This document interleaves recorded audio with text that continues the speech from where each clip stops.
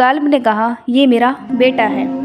उस पर बहेरा ने कहा, नहीं, ये तुम्हारा बेटा नहीं हो सकता, ये नहीं हो सकता कि इसका बाप जिंदा हो। अबू तालिब को ये सुनकर हैरत हुई। फिर उन्होंने कहा, दरअसल ये मेरे भाई का बेटा है, इनका बाप कहाँ है, वो फौत हो चुका है। उसका इंतकाल उस वक्त हो गया था जब ये अभी पैदा नहीं हुए थे। ये सुनकर बहेरा बोल उठा, हाँ, ये बात सही है। और इनकी वालदा का क्या हुआ? उनका भी थोड़े अरसे ही पहले इंतकाल हुआ है। ये सुनते ही बहेरा ने कहा, बिल्कुल ठीक कहा। अब तुम यूँ करो कि अपने भतीजे को वापस वतन ले जाओ। यहूदियों से इनकी पूरी तरह हिफाजत करो। अगर इन्होंने इन्हें देख लिया और उनमें वो निशानियाँ देख ली जो मैंने देखी हैं, तो वो इन्हें कत्ल करने की कोशिश करेंगे। तुम्हारा ये भतीजा नबी है, इसकी शान बहुत है। इनकी शान के बारे में हम अपनी किताबों में भी लिखा हुआ पाते हैं और हमने अपने बाप दादाओं से भी बहुत कुछ सुन रखा है। मैं ये नसीहत करके अपना फ़र्ज़ पूरा कर दिया और उन्हें वापस ले जाना तुम्हारी जिम्मेदारी। अबू तालिब बहेरा की बातें सुनकर खौफज़दा हो गए। आपको लेकर मक्का वापस आ गए। इसी वाक़ये के वक्त आपकी उम्र 9 साल थी। उस उम्र के लड़के आमतौर पर खेल कूद में ज़रूर हिस्सा लेते। इन खेलों में ख़राब और गंदे खेल भी होते हैं। अल्लाह ताला ने आपको इस सिलसिले में भी बिल्कुल महफूज रखा। जाहिलियत के ज़माने में अरब जिन बुराइयों में जकड़े हुए थे, उन बुराइयों से भी अल्लाह ताला ने आपकी हिफाजत फरमाई। एक वाक़या आपने खुद बयान फरमाया।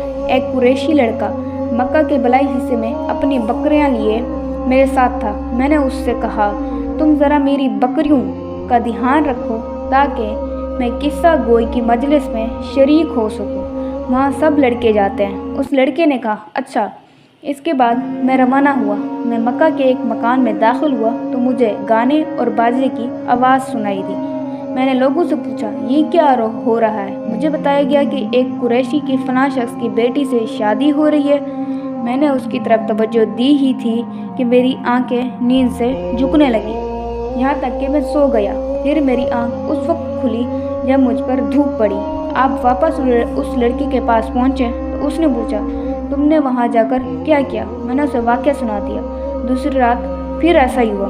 मतलब ये कि कुरैश के लघु मजलसों से अल्लाह ताला ने आपको महफूज रखा। कुरैश के एक बुत का नाम बवाना था। कुरैश हर साल उसके पास हाज़िरी दिया करते था, उसकी बेहद इज़्ज़त करते थे, उसके पास कुर्बानी का जानवर ज़बह करते थे, सर मंडवाते, सारा दिन उसके पास इत्तिकाफ़ करते। अबू तालिब भी अपनी कौम के साथ उस बुत के पास हाज़िरी देते। इस मौके को कुरैश ईद की तरह मनाते थे।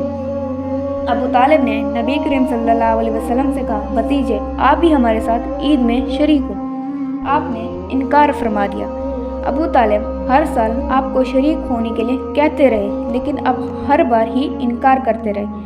आखिर एक बार अबू तालिब को गुस्सा आ गया।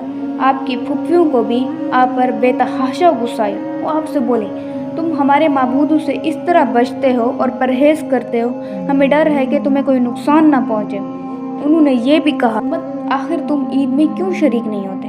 उनकी बातों से तंग आकर आप उनके पास उठकर कहीं दूर चले गए। इस बार में आप फरमाते हैं, मैं जब भी बवाना या किसी और बुत के नज़दीक हुआ, मेरे सामने एक सफ़ेद रंग का और बहुत कद आवर आदमी ज़ाहिर हुआ।